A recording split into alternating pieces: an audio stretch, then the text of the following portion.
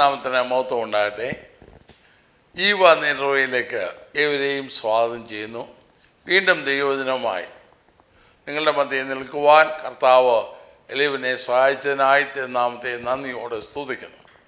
ഇന്നത്തെ നമ്മുടെ ചിന്താ വിഷയവുമായുള്ള ബന്ധത്തിൽ രണ്ട് വേദഭാഗങ്ങൾ ആമുഖമായി വായിക്കുന്നു. തീമോഥെയോസിന് എഴുതിയ 2-ാം ലേഖനം 4-ാം അധ്യായത്തിൻ്റെ 2-ാം വാക്യവും 2ഉം 3ഉം വാക്യങ്ങളും ആദ്യം വായിക്കണം. വചനം പ്രസംഗിക്കുക, സമയത്തിലും അസമയത്തിലും ഒരുങ്ങി നിൽക്കുക, സകല ദീർഘക്ഷമയോടും ഉപദേശത്തോടും കൂടെ ശാസിക്കുക, തർജ്ജനം ചെയ്യുക, പ്രബോധിപ്പിക്കുക. അവർ പഥ്യോപദേശം പൊറുക്കാതെ കണ്ണരസമാകുമാറ് സ്വന്തം മോഹങ്ങൾക്കൊത്തോണം ഉപദേശകന്മാരെ പിരിക്കുകയും സത്യത്തിന് ചെവികൊടുക്കാതെ കെട്ടുകഥ കേൾപ്പാൻ തിരികുകയും ചെയ്യുന്ന കാലം വരും. അതിൻ്റെ ആ ലേഖനം 2-ാം അധ്യായം 15-ാം വാക്യം. സത്യവചനത്തെ യഥാർത്ഥമായി പ്രസംഗിച്ചുകൊണ്ട് ലജ്ജിപ്പാൻ സംഗതിയില്ലാത്ത വേലക്കാരനായി ദൈവത്തിന് കൊള്ളാവുന്നതിനായി നിൽപ്പാൻ ശ്രമിക്കുക. ഇടയലേഖനങ്ങളുടെ ഭാഗമായ പ്രത്യേകിച്ച് പൗലോസിൻ്റെ അവസാനത്തെ ലേഖനം എന്ന് കരുതപ്പെടുന്ന 2-ാമത്തെ ലേഖനത്തിൽ നിന്നാണ് നാം ഈ ഭാഗങ്ങൾ വായിച്ചത്. രണ്ട് ഭാഗത്തും പറയുന്നത് വചനം പ്രസംഗിക്കുക. എന്തുകൊണ്ട് വചനം പ്രസംഗിക്കണമെന്നും അവിടെ പറയുന്നു. മാത്രമല്ല 2-ാം അധ്യായം 15-ാം വാക്യത്തിൽ സത്യവചനത്തെ യഥാർത്ഥമായി പ്രസംഗിക്കണം എന്നും എഴുതിയിരിക്കുന്നു. എന്തുകൊണ്ടാണ് അത് ചെയ്യേണ്ടതെന്ന് താഴെ പറയുന്നു. 4-ാം അധ്യായത്തിൽ പഥ്യോപദേശം പൊറുക്കാതെ കണ്ണരസമാകുമാറ് സ്വന്തം മോഹങ്ങൾക്കൊത്തോണം ഉപദേശത്തെ പെരുക്കുകയും കെട്ടുകഥ കേൾപ്പാൻ തിരികുകയും ചെയ്യുന്ന കാലം വരും. അതുകൊണ്ട് വചനം പ്രസംഗിക്കുക. തീമോഥെയോസിനോട് അവസാനമായി കൊടുക്കുന്ന നിർദ്ദേശങ്ങൾ ഒന്നാണ് വചനം പ്രസംഗിക്കുക. എന്താണ് അതുകൊണ്ട് ഉദ്ദേശിക്കുന്നത്? ഞാൻ എൻ്റെ വളരെ ചെറുപ്പം ശുശ്രൂഷ ആരംഭിച്ച കാലത്ത് ധന്യനായ ഒരു ദൈവാസനെ യാദൃശ്യമായി കാണുവാൻ്റെ അദ്ദേഹത്തെ അധികം പ്രാവശ്യം ഞാൻ കണ്ടിട്ടില്ല. അപ്പോൾ അന്ന് ആ സമയത്ത് എനിക്കൊരു മാസിക ഉണ്ടായിരുന്നു. കുറച്ച് നാളെ നടന്നുള്ളൂ. ഒരു മാസിക നടത്തിയിരുന്നു. 81, 82 കാലഘട്ടങ്ങൾ. ഞാനതുമായിട്ട് അദ്ദേഹത്തെ സമീപിച്ചതാണ് അദ്ദേഹത്തിൻ്റെ കോപ്പി കൊടുക്കാൻ. വളരെ വിദ്യാഭ്യാസമുള്ള ധന്യനായ മനുഷ്യൻ. അദ്ദേഹം ഇപ്പോഴെവിടാണെന്ന് എനിക്കറിയില്ല. അപ്പോൾ അത് വായിച്ചിട്ട് പിറ്റേ ദിവസം ചില ദിവസങ്ങൾക്ക് ശേഷം അദ്ദേഹത്തെ വീണ്ടും കണ്ടു. അപ്പോൾ അദ്ദേഹം ഒരു നിർദ്ദേശം, അതിനെക്കുറിച്ച് ചില അഭിപ്രായങ്ങൾ പറഞ്ഞു. എന്നിട്ട് ഇങ്ങനെ പറഞ്ഞു: നമ്മുടെ ശുശ്രൂഷ കൊണ്ട്, നമ്മുടെ പ്രസംഗം കൊണ്ട് 5 കാര്യം സാധിക്കണം. അതായിരിക്കണം നമ്മുടെ ലക്ഷ്യം. 1, പാപിക്ക് മാനസാന്തരം, അതിനുള്ള അവസരം കൊടുക്കുക, അവന് മാനസാന്തരത്തിന് ബോധം വരുത്തുന്ന രീതിയിൽ പ്രസംഗിക്കുക. 2, പിന്മാറ്റക്കാരന് മടങ്ങി വരാനുള്ള ആ ദൂത് അതിലുണ്ടായിരിക്കണം. 3, ക്ഷീണിച്ചിരിക്കുന്നവന്, ആത്മീയമായി തളർന്ന് ക്ഷീണിച്ച് ആ പ്രശ്നങ്ങളുടെ മധ്യയോ മറ്റോ വലഞ്ഞിരിക്കുന്നവർക്ക് പ്രോത്സാഹനം ലഭിക്കുന്ന, ഒരു ഉത്തേജനം ലഭിക്കുന്ന ആയിരിക്കണം ദൂത്. 4, ജീവിക്കുന്ന വിശ്വാസിക്ക് മുന്നോട്ട് പോകാനുള്ള ഉത്തേജനം, അവനെ കുറെ കൂടെ വിശ്വാസത്തിൽ അവനെ പ്രേരിപ്പിച്ച് നടത്തുന്ന, അതിന് അവനെ പ്രേരിപ്പിക്കുന്ന സന്ദേശമായിരിക്കണം അടങ്ങിയിരിക്കുന്നത്. 5, ദൈവനാമം മഹത്വപ്പെടണം. ഓരോ പ്രാവശ്യമാണ് അദ്ദേഹം എന്നോട് സംസാരിച്ചത്. അന്ന് മുതൽ ഈ 5 കാര്യങ്ങളും എൻ്റെ ഓർമ്മയിലുണ്ട്. 5ഉം ചിലപ്പോൾ ഒറ്റയടിക്ക് സാധിച്ചില്ലെന്ന് വരാം. പക്ഷെ ഇതായിരിക്കണം വചനം പ്രസംഗിക്കുന്നവൻ്റെ ലക്ഷ്യമെന്ന് വളരെ സംക്ഷിപ്തമായി ചുരുങ്ങിയ സമയം കൊണ്ട് അദ്ദേഹം എന്നോട് പറഞ്ഞു.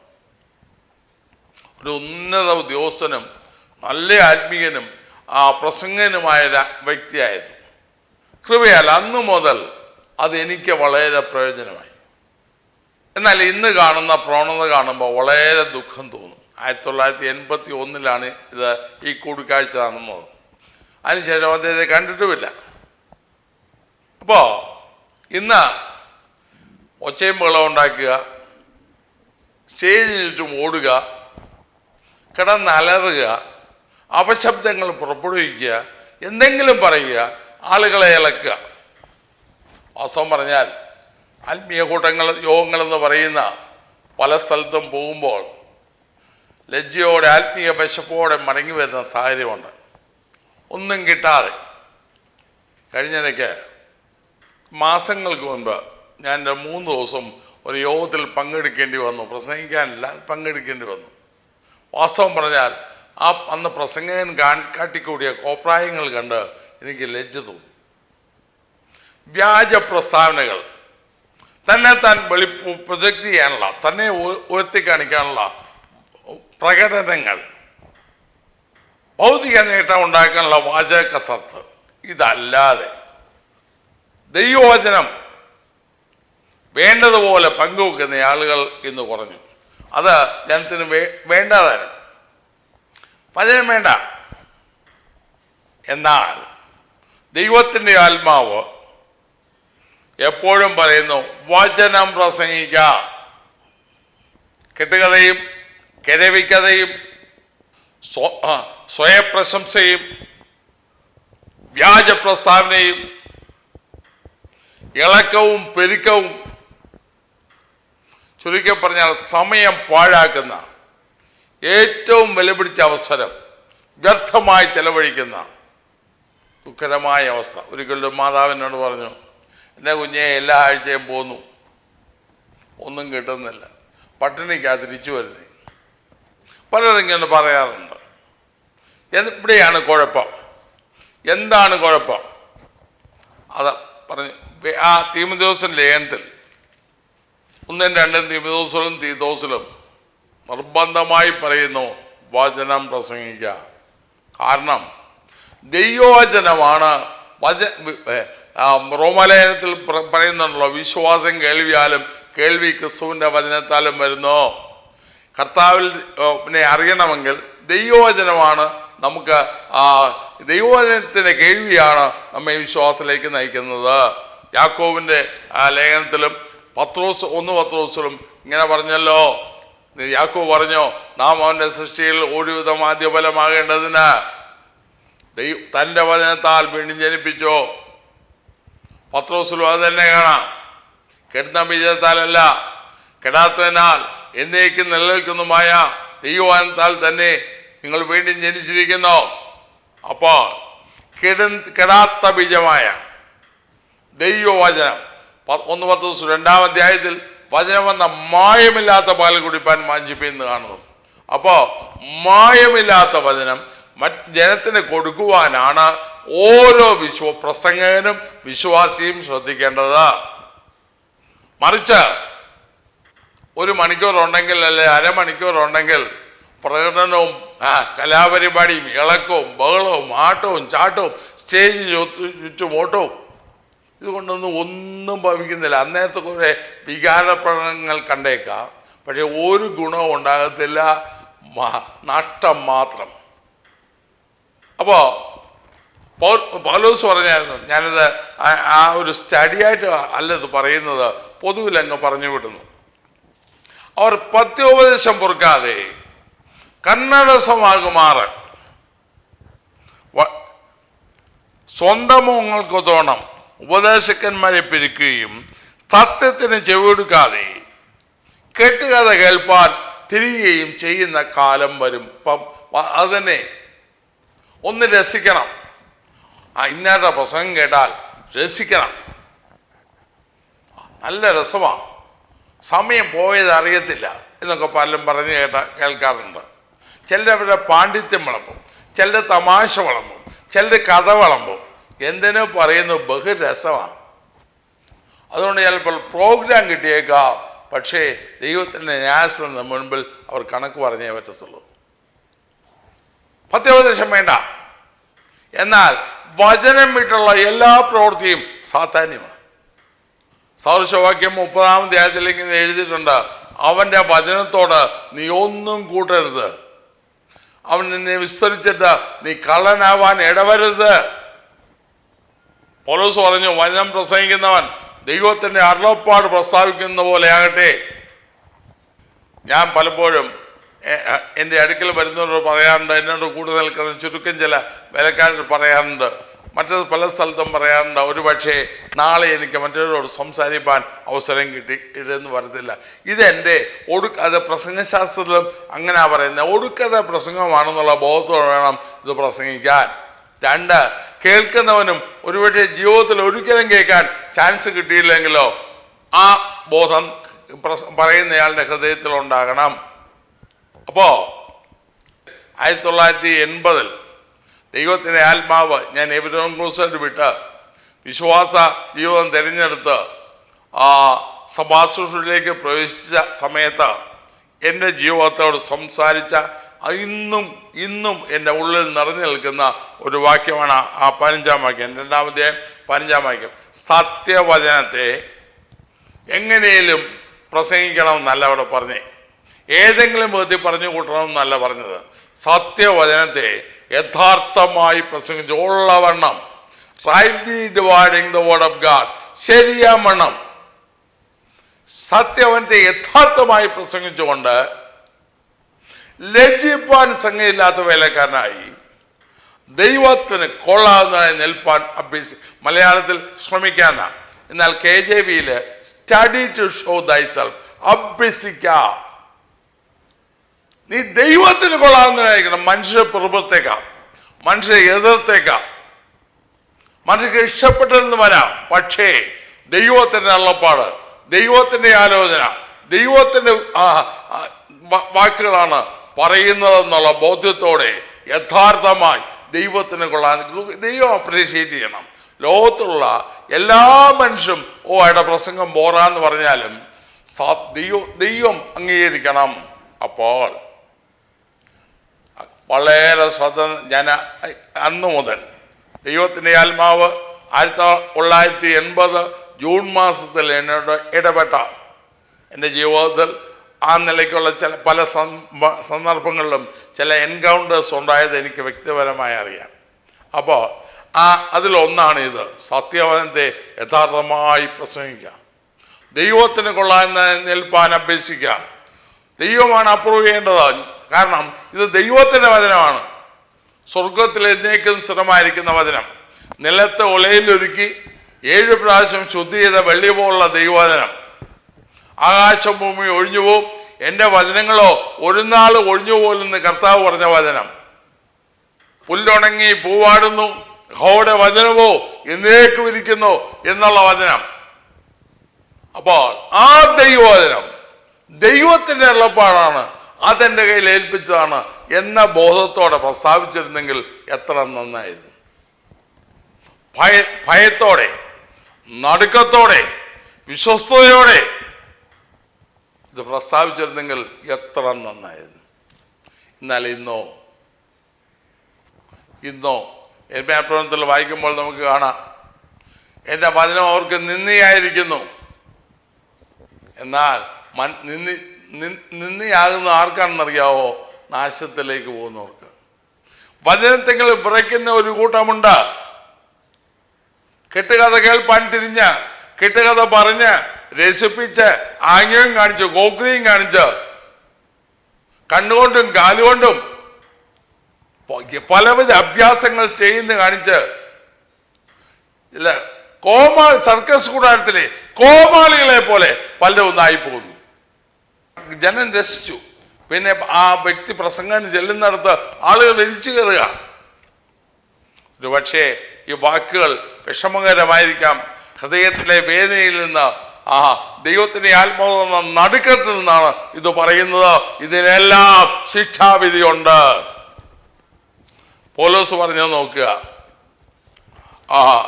2 കൊരിന്ത്യർ 2-ാം അധ്യായം 17-ാം വാക്യത്തിൽ അവൻ പറഞ്ഞു, ഞങ്ങൾ ദൈവവചനത്തിൽ കൂട്ടിയേർക്കുന്ന അനേകരെ പോലെയല്ല, നിർമ്മലതയോടും ദൈവത്തിൻ്റെ കൽപ്പനയാലും ദൈവസന്നിധിയിൽ ക്രിസ്തുവിൽ സംസാരിക്കുന്നു. ദൈവവചനത്തിൽ കൂട്ടിയേർക്കുന്ന അനേകരെ പോലെയല്ല, നിർമ്മലതയോടെ ദൈവത്തിൻ്റെ കൽപ്പനയാൽ ദൈവസ്ഥൽ ക്രിസ്തുവിൽ സംസാരിക്കുന്നു. നിർമ്മലതയോടെ മാത്രമല്ല, അതിൻ്റെ 2 കൊരിന്ത്യർ 4-2 1-2 വായിക്കാം.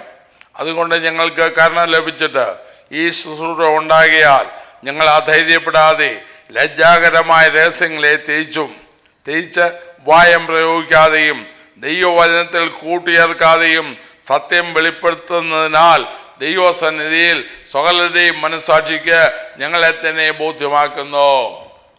ലജ്ജാകരമായ രഹസ്യങ്ങളെ തേച്ച് ഉപായം പ്രയോഗിക്കാതെ ദൈവവചനത്തിൽ കൂട്ടിയേർക്കാതെ. പൗലോസ് പറയുന്നു, ഞങ്ങൾ കൂട്ടിയേർത്തിട്ടില്ല, ദൈവവചനത്തിൽ കൂട്ടിയേർത്തിട്ടില്ല. ഞങ്ങളുടെ പ്രസംഗവും ഞങ്ങളുടെ ശുശ്രൂഷയും കൂട്ടിയേർക്കാതെ ദൈവവചനം ഉള്ളവണ്ണം ദൈവസന്നിധിയിൽ ഞങ്ങളുടെ ദൈവവചനം ഉള്ളവണ്ണം പ്രസ്താവിച്ചു. ഇന്ന് കേൾക്കുന്നതോ എന്താണ് ഇതിന് കാരണം? ദൈവവചനത്തിൽ കൂട്ടിയേർത്ത് അവനവൻ്റെ ഫിലോസഫി ഇറക്കി അതിനും അന്യതാ ഉപദേശിച്ച്. പൗലോസ് പറയുന്നത് തീമോഥെയോസിന്റെ 1 ലേഖനം 6 3 നമ്മുടെ കർത്താവായ യേശുക്രിസ്തുവിൻ്റെ പത്യവചനവും ഭക്തിക്കൊത്ത ഉപദേശവും അനുസരിക്കാതെ അന്യതാ ഉപദേശിക്കുന്നവൻ. പത്യവചനവും ഭക്തിക്കൊത്ത ഉപദേശവും അനുസരിക്കാതെ അന്യതാ ഉപദേശിക്കുന്നവർ. അവിടെ തർക്കമുണ്ട്, വാഗ്വാദമുണ്ട്, അവൻ്റെ ഭാഗം സ്ഥാപിക്കാൻ എന്തെല്ലാം കാര്യം ചെയ്യുന്നു. എന്നാൽ ദൈവകൽപ്പനയാൽ നിർമ്മലതയോടെ ദൈവവചനം പ്രസ്താവിക്കുന്നവർ കേൾക്കുമ്പോൾ ഹൃദയങ്ങൾക്ക്, ഞാൻ ആദ്യം പറഞ്ഞ 5 അനുഭവങ്ങൾ ഏതെങ്കിലും ഒന്നുണ്ടാകും. ഒന്നുകിൽ ഭാവിക്ക് മനസാന്തരം, അല്ലെങ്കിൽ പിന്മാറ്റക്കാരൻ മടങ്ങി വരാൻ, അല്ലെങ്കിൽ ക്ഷീണിച്ചിരിക്കുന്നതിന് ബലപ്പെടാൻ, വിശ്വാസിക്ക് ഒന്നുകൂടെ മുന്നോട്ട് നീങ്ങാനുള്ള പോഷകം. എൻ്റെ ദൈവനാമം ഉയർത്തപ്പെടാൻ, എൻ്റെ കർത്താവ് മഹത്വപ്പെടണം. മാത്രമല്ല, യിരെമ്യാപ്രവചനം 23 വേറൊരു കാര്യം കർത്താവിൻ്റെ ദാസൻ പറയുന്നുണ്ട്. 23 ഇന്ന് പറ്റുന്ന കുഴപ്പത്തിന് കാരണം എന്താണ്? ഇൻ്റർനെറ്റുണ്ട്, സ്റ്റഡി പുസ്തകങ്ങളുണ്ട്, വേണ്ടെന്ന് പറയുന്നില്ല, നല്ലതാണ്. പഠന സഹായികളുണ്ട്, പ്രസംഗ സഹായികളുണ്ട്, പ്രസംഗ കുറിപ്പുകളുണ്ട്. അധികം ബന്ധപ്പെടണമല്ലോ. ഇതെല്ലാം ഉപയോഗിച്ച് അങ്ങ് കുറേ ഒരുന്ന് പ്രബന്ധം തയ്യാറാക്കുന്നത് പോലെ തയ്യാറാക്കി തട്ടിവിടുന്നു. മാത്രമല്ല, വേറൊരു പ്രധാന കാര്യം കൂടെയുണ്ട്. ലേഖനത്തിൽ പറഞ്ഞു, വിശ്വാസത്തിൽ നിന്ന് ഉത്ഭവിക്കാത്തൊക്കെയും പാപം അത്രേ. ഒരു കാര്യം തറപ്പിച്ച് പറയാൻ ചിലപ്പോൾ എന്നെ കേൾക്കുന്നവർ നീരസപ്പെട്ടേക്കാം, വിരുദ്ധമായ കമൻറ്റുകൾ വന്നേക്കാം. ഈ പ്രസംഗിക്കുന്നവരിൽ പ്രസംഗം അവർക്ക് ഇതിനെക്കുറിച്ച് യാതൊന്നുമില്ല, ബോധ്യവുമില്ല. വിശ്വാസത്തിൽ നിന്നല്ല, അവർ പഠിച്ചു പറയുന്നു, അറിവിൽ നിന്ന് പറയുന്നു. എല്ലാവരുമല്ല, സത്യം പറയുന്ന വിശുദ്ധന്മാരായ ഭക്തന്മാരായ ധന്യരായ ദൈവദാസന്മാർ ഇക്കാലത്തും ഉണ്ട്. ഞാൻ ഒരിക്കലും അവരെ കുറിച്ച് ഇന്നത്തെ ജനറൽ ട്രെൻഡാണ് പറയുന്നത്.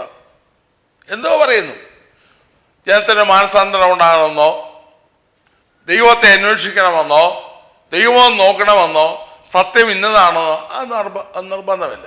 അതിന് കാരണം എന്താണെന്ന് യിരെമ്യാവ് പറയുന്നത് ഞാനൊന്ന് വായിക്കാം. യിരെമ്യാപ്രവചനം 23 18 യഹോവയുടെ വചനം ദർശിച്ച് കേൾപ്പാൻ തക്കവണ്ണം അവൻ്റെ ആലോചനാ സഭയിൽ നിന്നവൻ ആർ? അവൻ്റെ വചനം ശ്രദ്ധിച്ച് കേട്ടിരിക്കുന്നവൻ ആർ? യഹോവയുടെ വചനം ദർശിച്ച് കേൾപ്പാൻ തക്കവണ്ണം അവൻ്റെ ആലോചനാ സഭയിൽ നിന്നവൻ ആർ? അവൻ്റെ വചനം ശ്രദ്ധിച്ച് കേട്ടിരിക്കുന്നവൻ ആർ? ഒന്നുകൂടെ ഒരു വാക്യം കൂടെ വായിക്കാം. 22 അവർ എൻ്റെ ആലോചനാ സഭയിൽ നിന്നിരുന്നെങ്കിൽ എൻ്റെ വചനങ്ങളെ എൻ്റെ ജനത്തെ കേൾപ്പിച്ച് അവരെ ആകാത്ത വഴിയിൽ നിന്നും അവരുടെ പ്രവൃത്തികളുടെ ദോഷത്തിൽ നിന്നും തിരിപ്പിക്കുമായിരുന്നു. ഒന്നുകൂടെ ഞാൻ ആ വാക്യം വായിക്കുന്നു. അവർ എൻ്റെ ആലോചനാ സഭയിൽ ദൈവസന്നിധിയിൽ നിന്നിരുന്നു എങ്കിൽ എൻ്റെ വചനങ്ങളെ എൻ്റെ ജനത്തെ കേൾപ്പിച്ച് അവരെ ആകാത്ത വഴിയിൽ നിന്നും അവരുടെ പ്രവൃത്തികളുടെ ദോഷത്തിൽ നിന്നും തിരിപ്പിക്കുമായിരുന്നു. അപ്പൊ ദൈവത്തിൻ്റെ ആലോചന സഭയിൽ നിന്ന് ദൈവത്തിൽ നിന്ന് പ്രാപിച്ച വചനത്തിൻ്റെ പ്രകാശവും വചനത്തിൻ്റെ വെളിപ്പാടും വചനത്തിൻ്റെ നിയോഗവും പ്രാപിച്ച് ഇത് പ്രസ്താവിക്കുമ്പോൾ സംഗതി മാറും. അതിന് നമുക്ക് നേരമില്ലല്ലോ. ഞാൻ വളരെ ചെറിയ പ്രായത്തിലെ ദൈവദാസന്മാരുടെ പ്രസംഗം കേൾക്കാൻ തുടങ്ങിയതാണ്. ഏതാണ്ട് എനിക്ക് 6.5 വയസ്സായപ്പോൾ എൻ്റെ മാതാപിതാക്കൾ വിശ്വാസത്തിൽ വന്നു. അന്ന് മുതൽ ഈ കൂട്ട വിശ്വാസം പിന്നീടാണ് എനിക്ക് വരുന്നതെങ്കിലും അവരുടെ കൂടെ പോകാതിരിക്കാൻ പറ്റുകയില്ല. നിങ്ങൾ 3 മക്കളാണെങ്കിലും ഏകമെന്ന് തോന്നത്തക്ക രീതിയിൽ ഞാൻ മാത്രമേ മാതാപിതാക്കളുടെ കൂടെ ഉള്ളൂ. അവരെല്ലായിടത്തും കൊണ്ടുപോകും. ഞാൻ രക്ഷിക്കപ്പെടുന്നതിന് മുൻപ് കണ്ടിട്ടുള്ള ഒരു പ്രവണത പറയാം. അന്ന് ദൈവദാസന്മാരൊക്കെ കൺവെൻഷൻ വന്നാൽ ഇന്നത്തെ പോലെ തിരക്കുള്ള VIPs ഒന്നുമല്ല. അവരെ 4 പേരെ ഒരു യോഗത്തിന് വിളിച്ചാൽ നേരത്തെ ഇങ്ങ് വരും. 4 പേരും ആദ്യ ദിവസം വരും. വന്നേച്ച് അവിടെ ഇരുന്ന് എല്ലാവരും പ്രാർത്ഥിക്കും. മണിക്കൂറുകൾ മുഴങ്കാലിൽ ഇരുന്ന ദൂതിനു വേണ്ടി പ്രാർത്ഥിക്കുന്നത് ഞാൻ കണ്ടിട്ടുണ്ട്. ദൈവത്തിൽ നിന്ന് പ്രാപിക്കാതെ, വ്യക്തമായി പ്രാപിക്കാതെ അവരൊന്നും പറയത്തില്ല. അവരുടെ വചനം കേൾക്കുമ്പോൾ അറിയാം അത് ഉള്ളിലോട്ട് വരികയും അത് ക്രിയ ചെയ്യുകയും ചെയ്യും. ഇന്നോ കാലിപ്പാട്ടയുടെ പുറത്തിട്ട് അടിക്കുന്ന പോലെ. വിദ്യാഭ്യാസം ഉണ്ടായി ഞാൻ ഒരിക്കലും വിദ്യാഭ്യാസത്തെ കുറിച്ച് കാണുന്നില്ല. എത്രത്തോളം പഠിക്കാമോ അത്രത്തോളം അറിവ് നേടണം. കഴിവും അതുപോലെ, വാക്ചാതുര്യം ഇതൊക്കെ നല്ലതാണ്. പ്രാസം ഒപ്പിച്ച് പറയുക ശരി, നല്ലതാണ്. പക്ഷേ അതിൻ്റെ എല്ലാത്തിനും മുകളിൽ കർത്താവിൻ്റെ സന്നിധിയിൽ ഇരുന്ന് കർത്താവിൽ നിന്ന് പ്രാപിക്കുന്ന അനുഭവം ഉണ്ടെങ്കിൽ വേറെയാണ്. അനുഭവം വേറെയാണ്. വചനം കേൾക്കുന്നവർ ക്രിയ ചെയ്യും. ഇന്ന് ആളുകളെ തുള്ളിക്കാൻ പെടുന്ന പാട്. നമുക്കൊന്ന് ആരാധിക്കാമെന്നും പറഞ്ഞ് പ്രസംഗം കഴിയുമ്പോഴങ്ങ് തുടങ്ങും. എന്താ ആരാധന? യാതൊരു ബോധ്യവുമില്ലാത്ത ആളുകളെ കീബോർഡും എന്താ പറയുന്നു ആയിരക്കണക്കിന് വാട്സുള്ള സൗണ്ട് സിസ്റ്റം കൊണ്ട് ഇളക്കി മറിച്ച് ഉന്മാദാവസ്ഥയിലാക്കി ഒരു വല്ലാത്ത സ്ഥിതിയിലാക്കി ലോകം അനുഗ്രഹമായിരുന്നു. പ്രിയമുള്ളവരെ, എന്ത് പ്രാപിച്ചു? ഇവിടെ പറയുന്നു എൻ്റെ ആലോചന സഭയിൽ നിന്നിരുന്നുവെങ്കിൽ. മാത്രമല്ല 12-ാം വാക്യത്തിൽ വായിച്ചത് യഹോവയുടെ വചനം ദർശിച്ച് കേൾപ്പാൻ തക്കവണ്ണം അവൻ്റെ ആലോചന സഭയിൽ നിന്നവനാർ? അവൻ്റെ വചനം ശ്രദ്ധിച്ച് കേട്ടിരിക്കുന്നവൻ ആർ? അവൻ്റെ ആലോചന സഭയിൽ അവിടെ നിന്നാൽ, മറ്റേ വാക്കിൽ പറഞ്ഞാൽ കർത്താവിന്റെ സന്നിധിയിൽ ഇരുന്നാൽ, ദൈവവചനത്തിന് വേണ്ടി, വചനത്തിൻ്റെ പ്രകാശനത്തിന് വേണ്ടി കർത്താവേ നീ എന്താണ് സംസാരിക്കുന്നത് എന്ന് കേട്ട് ദൈവസ്ഥലിരുന്ന പ്രാർത്ഥന കണ്ണുനീരിൽ കുതിർന്ന വാക്കുകളുമായി നാം എഴുന്നേറ്റാൽ അവിടെ ദൈവാത്മാവ് പ്രവർത്തിക്കും, പാപബോധം ഉണ്ടാകും. ജീവിതങ്ങൾ ദൈവത്തിൻ്റെ പരിശുദ്ധാത്മാവിൽ നിറയും, ശക്തമായ ഉണർവ് ഉണ്ടാകും. അങ്ങനെ ഉണ്ടായിരുന്നു. അപ്പോൾ എന്താണ് ഇന്നത്തെ കുഴപ്പത്തിന് കാരണം? യിരെമ്യാവിൻ്റെ ഒരു അനുഭവം പറയുന്നു. 21-ാം അധ്യായത്തിന്, യിരെമ്യാപ്രവചനം 21-ാം അധ്യായം 9-ാം വാക്യം. പ്രവാചകന്മാരെ കുറിച്ചുള്ള അരുളപ്പാട്: എൻ്റെ ഹൃദയം എൻ്റെ ഉള്ളിൽ നുറുങ്ങിയിരിക്കുന്നു, എൻ്റെ അസ്ഥികളൊക്കെയും ഇളകുന്നു. യഹോവ നിമിത്തവും അവൻ്റെ വിശുദ്ധ വചനങ്ങൾ നിമിത്തവും ഞാൻ മത്തനായിരിക്കുന്നതിനെ പോലെയും വീഞ്ഞു കുടിച്ച് ലഹരി പിടിച്ചവനെ പോലെയും ആയിരിക്കുന്നു. അവൻ്റെ വിശുദ്ധ യഹോവ നിമിത്തവും അവൻ്റെ വിശുദ്ധ വചനങ്ങൾ നിമിത്തവും ഞാൻ മത്തനായിരിക്കുന്നതിനെ പോലെയും വീഞ്ഞു കുടിച്ച് ലഹരി പിടിച്ചവനെ പോലെയും ആയിരിക്കുന്നു. അവൻ്റെ വിശുദ്ധ വചനങ്ങൾ സാക്ഷാൽ ദൈവത്തിൽ നിന്ന് വന്ന ദൈവതത്വമായ വചനങ്ങൾ. അതിന് എത്ര നികൃഷ്ടമായിട്ടാണ്, എത്ര ലൈറ്റായിട്ടാണ്, എത്ര വിലയില്ലാതാണ്, കഥയില്ലാതാണ് കെട്ടുകഥകളുടെ കൂട്ട ആക്കി ഇന്ന് അവതരിപ്പിക്കുന്നത്. ലജ്ജാകരം. ഇതിനൊക്കെ കണക്ക് കൊടുക്കേണ്ടി വരും. മലാഖിയുടെ പുസ്തകത്തിൽ ലേവിയെക്കുറിച്ച് ഇങ്ങനെ ഒന്ന് പറഞ്ഞിരിക്കുന്നത് ഞാൻ വായിച്ച് കേൾപ്പിക്കാം. മലാക്കി 2-ാം അധ്യായം 5-6. അവനോടുള്ള എൻ്റെ നിയമം ജീവനും സമാധാനവുമായിരുന്നു. അവൻ ഭയപ്പെടേണ്ടതിന് ഞാൻ അവന് അവയെ കൊടുത്തു. അവൻ എന്നെ ഭയപ്പെട്ടു, എൻ്റെ നാമം നിമിത്തം വിറയ്ക്കുകയും ചെയ്തു. നേരിലുള്ള ഉപദേശം അവൻ്റെ വായിൽ ഉണ്ടായിരുന്നു, നീതികേട് അവൻ്റെ അധരങ്ങൾ കണ്ടതുമില്ല. എന്നിട്ട് അടുത്ത് ശ്രദ്ധിക്കേണ്ട വസ്തുത, സമാധാനമായും പരമാർത്ഥമായും അവൻ എന്നോടുകൂടെ നടന്ന് പലരെയും അകൃത്യം വിട്ട് തിരിയുമാറാക്കി. എന്തിനായി പ്രസംഗിക്കുന്നേ? പോപ്പുലർ ജനത്തിന് പ്രീതി നേടാനോ, പേരുണ്ടാക്കാനോ, സമൂഹത്തിൽ അംഗീകാരം കിട്ടാനോ, അതോ ജനത്തെ അവരാകാത്ത വഴിയിൽ നിന്ന് തിരിക്കാനോ? അവിടെ സമാധാനമായും പരമാർത്ഥമായും അവൻ എന്നോടുകൂടെ നടന്ന് പലരെയും അകൃത്യം വിട്ട് തിരിയുമാറാക്കി. ഇന്നോ അകൃത്യത്തിലേക്ക് നയിക്കുന്ന പ്രവണത. എന്താ അശുദ്ധി പ്രവർത്തിച്ചാലും കുഴപ്പമില്ല.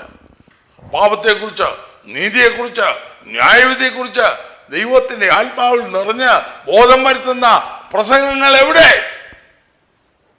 നിസ്സാര കാര്യമില്ലത്. ആത്മീയ മണ്ഡലത്തിൽ പ്രസംഗിക്കുന്നവർ കണക്ക് കൊടുക്കണം. നാം അതിന് തയ്യാറോ? പരമാർത്ഥമായി നീതിയായി ദൈവത്തോടുള്ള നടന്നാൽ, അല്ലെങ്കിൽ സത്യവചനത്തെ യഥാർത്ഥമായി പ്രസംഗിച്ചാൽ, ദൈവത്തിന് കൊള്ളാവുന്നവരായി നാം ഇരുന്നാൽ, പൗലോസ് പറയുന്ന ഒരു വാക്കൂടെ ഞാൻ ബന്ധത്തിൽ വായിക്കാം. 1 തിമോഥെയോസ് 4-ാം അധ്യായത്തിൻ്റെ 16-ാം വാക്യം. നിന്നെ തന്നെയും ഉപദേശത്തെയും സൂക്ഷിച്ചുകൊള്ളുക, ഇതിൽ ഉറച്ചു നിൽക്കുക. അങ്ങനെ ചെയ്താൽ നീ നിന്നെയും നിന്റെ പ്രസംഗം കേൾക്കുന്നവനെയും രക്ഷിക്കും. നിന്നെ തന്നെ ഉപദേശത്തെയും സൂക്ഷിച്ചോളും. ഇന്ന് അതിൻ്റെ ആവശ്യം തട്ടിവിടാം. എന്നെ സൂക്ഷിക്കേണ്ട ആവശ്യമില്ലല്ലോ. എങ്ങനെയും നടക്കാം, ഏത് വേഷവും കേട്ടാം, എന്തും കാണിക്കാം, എങ്ങനെയും ജീവിക്കാം. പ്രശ്നമില്ല. പ്രസംഗം തട്ടിവിടാം. ഇവിടെ പറയുന്നു, ഞാൻ നിന്നെ തന്നെ സൂക്ഷിക്കുക, നിന്റെ നീ പറയുന്നത് സൂക്ഷിക്കുക. അങ്ങനെ ചെയ്താൽ ഇതിൽ ഉറച്ചു നിൽക്കുക. അങ്ങനെ ചെയ്താൽ നീ നിന്നെയും രക്ഷിക്കും, നിന്റെ പ്രസംഗം കേൾക്കുന്നവനെ രക്ഷിക്കും. ഇല്ലെങ്കിലോ, ഞാൻ സാധാരണ പറയാറുണ്ട്, ഇല്ലെങ്കിലോ ആത്മഹത്യയും കൊലപാതകവും നിന്നെ നശിപ്പിക്കും, നിന്റെ പ്രസംഗം കേൾക്കുന്നവനെ നശിപ്പിക്കും. അങ്ങനല്ലേ ഇന്ന് വന്നിരിക്കുന്നത്. ദുഃഖകരമായ പ്രവണത. 1 കൊരിന്ത്യർ 9-ാം അധ്യായത്തിൽ പൗലോസ് പറഞ്ഞായിരുന്നു, മറ്റുള്ളവരോട് പ്രസംഗിച്ച ശേഷം ഞാൻ തന്നെ കൊള്ളരുതാത്തവനായി പോകാതിരിക്കേണ്ടതിന് എൻ്റെ ശരീരത്തെ ദണ്ഡിപ്പിച്ച് അടിമയാക്കി അത്രേ ചെയ്യുന്നത്. അപ്പോൾ 9-ാം അധ്യായം 27-ാം വാക്യം, മറ്റുള്ളവരോട് പ്രസംഗിച്ച ശേഷം ഞാൻ തന്നെ കൊള്ളരുതാത്തവനായി പോകാതിരിക്കേണ്ടതിന് എൻ്റെ ശരീരത്തെ ദണ്ഡിപ്പിച്ച് അടിമയാക്കി അത്രേ ചെയ്യുന്നത്. അപ്പോൾ ഞാൻ എൻ്റെ വാക്കുകളെ ചുരുക്കട്ടെ. ദൈവഭയത്തിൽ കർത്താവിനെ ഏൽപ്പിച്ച ദൗത്യമാണെന്നുള്ള ബോധ്യത്തോടെ, എൻ്റെ ദൈവത്തിൻ്റെ സന്നിധിയിൽ ഞാൻ നിൽക്കണമെന്നുള്ള ബോധ്യത്തോടെ, ഞാൻ അവന് കണക്ക് കൊടുക്കണമെന്നുള്ള ബോധ്യത്തോടെ, ഭയത്തോടെ, ഭക്തിയോടെ, ദൈവം തരുന്നത് മാത്രം, ദൈവത്തിൽ ഒന്നും കൂട്ടിച്ചേർക്കാതെ ദൈവത്തിന് കൊള്ളാവുന്നതിനായി നിൽക്കണമെന്ന ബോധ്യത്തോടെ വചനം പ്രസംഗിച്ചാൽ അതിൻ്റെ ഫലമുണ്ടാകും. സമാധാനമായും പരമാർത്ഥമായും ദൈവത്തോടെ നിൽക്കുമ്പോൾ അവൻ്റെ ആലോചന സഭയിൽ നിന്ന് അവിടുത്തെ വചനം ശ്രദ്ധിച്ച് കേട്ടാൽ ആകാത്ത വഴിയിൽ നിന്ന് ജനത്തെ തിരിക്കുവാൻ നമുക്ക് സാധിക്കും. എന്നാൽ ഇന്ന് ദുഃഖം എന്ന് പറയട്ടെ, കാശുണ്ടാക്കാൻ ഏതറ്റം വരെയും പോകുന്ന, ലജ്ജാകരമായ രഹസ്യങ്ങൾ വെളിപ്പെടുന്ന, കെട്ടുകഥ വിളമ്പുന്ന ഒരു വല്ലാത്ത പ്രവണത ഇന്ന് ആത്മീയ മണ്ഡലത്തിൽ നിന്ന്. മാത്രമല്ല, ഏതെങ്കിലും ഒരു വാക്യം എടുക്കും, പിന്നെ എങ്ങോട്ടേലും പോവും. അവർ പറയുന്നത് എന്താണെന്നും സ്ഥാപിക്കുന്ന എന്താണെന്നും അറിയുന്നില്ല. അതും പൗലോസ് തന്നെയാണ് പറയുന്നത്. തീമോഥെയോസ് ലേഖനത്തിലുണ്ട്. ഇന്ന് കൂടുതലും പുതിയ നിയമസഭയുടെ ഉപദേശമുള്ളത് പുതിയ നിയമത്തിലാണ്, അല്ലെങ്കിൽ സഭയുടെ ഉപദേശം ഇരിക്കുന്നത് പുതിയ നിയമത്തിലാണ്. ഇന്ന് കൂടുതലും ആളുകൾക്ക് ഇഷ്ടം പഴയ നിയമത്തിൽ നിന്ന് ഏതെങ്കിലും വാക്യം എടുക്കും, അങ്ങോട്ട് പോകും. സമാഗമനത്തിൻ്റെ കൂടാരത്തിൻ്റെ കുറ്റിയും കൊളുത്തും പറഞ്ഞുകൊണ്ടിരിക്കാനേ ഇന്ന് സമയമുള്ളൂ. അല്ലെങ്കിൽ അതുപോലെ പല ആചാരങ്ങളും പല കഥകളും. ദൈവത്തിൻ്റെ ആലോചന സഭയിൽ നിന്ന് ദൈവശബ്ദം കേട്ട് മാനുഷികമായ കൽപ്പനകൾ മാറ്റിവെച്ച്, മാനുഷികമായ സിദ്ധാന്തങ്ങൾ മാറ്റിവെച്ച്, മാനുഷികമായ ഉപദേശങ്ങൾ മാറ്റിവെച്ച്, മാനുഷികമായ അഭിപ്രായങ്ങൾ മാറ്റിവെച്ച് ദൈവത്തിൻ്റെ ആലോചന സഭയിൽ നിന്ന് സമാധാനമായും പരമാർത്ഥമായും കർത്താവിനോട് ചേർന്ന് നിന്ന് യജമാനന് കൊള്ളാവുന്ന മാനപാത്രങ്ങളായി തന്നെത്താൻ വെടിപ്പാക്കി അവനോട് ചേർന്ന് നിന്ന് യഹോവയുടെ വിശുദ്ധ വചനങ്ങൾ നിമിത്തം മത്തനായിരിക്കുന്നവനെ പോലെ ദൈവത്തിൻ്റെ ആലോചനയാൾ നിറഞ്ഞു അത് പ്രസ്താവിക്കുമ്പോൾ അതിൻ്റെ സ്വാധീനം സമൂഹത്തിലുണ്ടാകും. ദൈവവചനമാണ് വീണ്ടും ജനിപ്പിക്കുന്നത്, ദൈവവചനമാണ് രക്ഷയ്ക്കായി ഞാൻ വളർത്തുന്നത്. മാത്രമല്ല, തിമോഥെയോസിനോട് പൗലോസ് പറഞ്ഞു, 2 തിമോഥെയോസ് 3-14 വാക്യം, നീയോ ഇന്നവരോട് പഠിച്ചോന്ന് ഓർക്കുകയും ക്രിസ്തുയേശുവിനുള്ള വിശ്വാസത്താൽ നിന്നെ രക്ഷയ്ക്ക് ജ്ഞാനിയാക്കുവാൻ മതിയായ തിരുവെഴുത്തുകളെ ബാല്യം മുതൽ അറിയുകയും ചെയ്യുന്നത് കൊണ്ട് നീ പഠിച്ചും നിശ്ചയം പ്രാപിച്ചു ഇരിക്കുന്നത് നിലനിൽക്കുക. വചനത്തിൽ നിലനിൽക്കുക. ക്രിസ്തുവിൻ്റെ ഉപദേശത്തിൽ നിലനിൽക്കാതെ അതിൽ കടന്നു പോകുന്ന ഒരുത്തരം ദൈവമില്ലെന്ന് യോഹന്നാൻ പറഞ്ഞു. ഇന്ന് പറയുന്നത് എന്താണെന്ന് പറയത്തില്ല, സ്ഥാപിക്കുന്നത് എന്താണെന്ന് പറഞ്ഞാൽ ഒരിക്കൽ സന്ദർഭവശാൽ പറയട്ടെ, ഒരു പ്രസംഗൻ പ്രസിദ്ധനാണ്, എന്നോട് പറഞ്ഞാണ് വർഷങ്ങൾക്ക് മുൻപ്, നമ്മൾ പറയുന്നത് പൂർണ്ണമായിട്ടും ജനത്തിന് മനസ്സിലാകരുത്. നോക്കിക്കോണേ, പിന്നെന്താണ് പ്രസംഗിക്കുന്നത്? ഇതാ പലരുടെയും മനോഭാവം.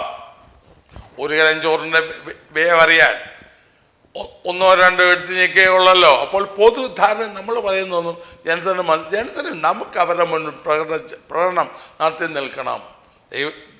ജനമേ, ദൈവദാസന്മാരെ, നാം ഇതിനെല്ലാം ഒരു ദിവസം കണക്ക് കൊടുക്കണം.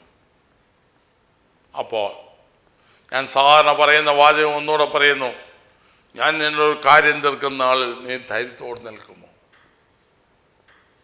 സത്യവചനത്തെ യഥാർത്ഥമായി പ്രസംഗിച്ചുകൊണ്ട് ലജ്ജിപ്പാൻ സംഗതിയില്ലാത്തവനായി ദൈവത്തിന് കൊള്ളാവുന്നതായി നിൽപ്പാൻ അഭ്യസിച്ച് പദ്യോപദേശം മാത്രം പറഞ്ഞ് വചനം പ്രസംഗിച്ച്, നിർമ്മല വചനം പ്രസംഗിച്ച്, രക്ഷയ്ക്ക് ജ്ഞാനിയാക്കുവാൻ മതിയായ വചനം പ്രസംഗിച്ച്, സത്യത്തെ ഉയർത്തിപ്പിടിച്ച്, സത്യം വിൽക്കുകയല്ല സത്യം വാങ്ങിക്കൊണ്ട് എന്ത് നഷ്ടം വന്നാലും ഉപദേശിച്ചുകൊണ്ട് നിലനിൽക്കാം. അവനെ കർത്താവ് മാനിക്കും. ലോകത്തിലൊരു പക്ഷേ കല്ലേറ് കിട്ടിയേക്കാം, ആയിക്കോട്ടെ, പക്ഷേ ദൈവം മാനിക്കും, അതിൻ്റെ ഫലവും ഉണ്ടാകും. അങ്ങനെ പലരും പ്രസംഗിച്ചതിൻ്റെ ഫലമാണ് കണ്ണുനീരോടെ വിതച്ച് കണ്ണുനീരിൽ കൂത്തുന്ന വാക്കുകൾ പ്രസംഗിച്ചതിൻ്റെ ഫലമാണ് കൃപയാൽ ഞാൻ കർത്താവിനെ കണ്ടെത്തിയത്. മറ്റു പലരും അനേകർ. ആകയാൽ സത്യവചനത്തെ യഥാർത്ഥമായി പ്രസംഗിക്കാം, വചനം പ്രസംഗിക്കാം, കെട്ടുകഥകളെ ഒഴിവാക്കാം. ദൈവം നമ്മെ സഹായിക്കട്ടെ. പ്രാർത്ഥിക്കാം. കർത്താവേ, സ്നേഹവനായ സ്വർഗ്ഗപിതാവേ, നല്ല സമയത്തിനായി സ്തോത്രം. നാഥാ, വചനം പ്രസംഗിക്കാനും കെട്ടുകഥ കേൾപ്പാൻ ആളുകൾ തിരിയുമ്പോൾ അതിന് പോകാതെ സത്യവചനത്തെ യഥാർത്ഥമായി പ്രസംഗിപ്പാൻ അങ്ങയുടെ ആലോചന സഭയിൽ നിന്ന് അങ്ങിൽ നിന്ന് പ്രാപിച്ച് അങ്ങയുടെ ജനത്തിന് കൊടുക്കുവാൻ അങ്ങ് ഞങ്ങളെ സഹായിക്കണമേ. എന്നെ കേൾക്കുന്ന പ്രിയപ്പെട്ടവരോട് ദൈവത്തിൻ്റെ ആത്മാവ് ഇടപെടണമേ. നാഥാ, ഈ നാളുകൾ ഒരു വലിയ മാറ്റം കാണുവാൻ സഹായിക്കണമേ. യാതന കേട്ടതിനായി സ്തോത്രം. യേശു ക്രിസ്തുവിന്റെ നാമത്തിൽ പിതാവേ, ആമേൻ. ഈ വീഡിയോ നിങ്ങൾക്ക് പ്രയോജനകരമായെങ്കിൽ ഇത് മറ്റുള്ളവർക്കായി പങ്കുവെക്കുക, നിങ്ങൾക്കായി പ്രാർത്ഥിക്കുക. ദൈവം നിങ്ങളെ അനുഗ്രഹിക്കുമാറാണ്.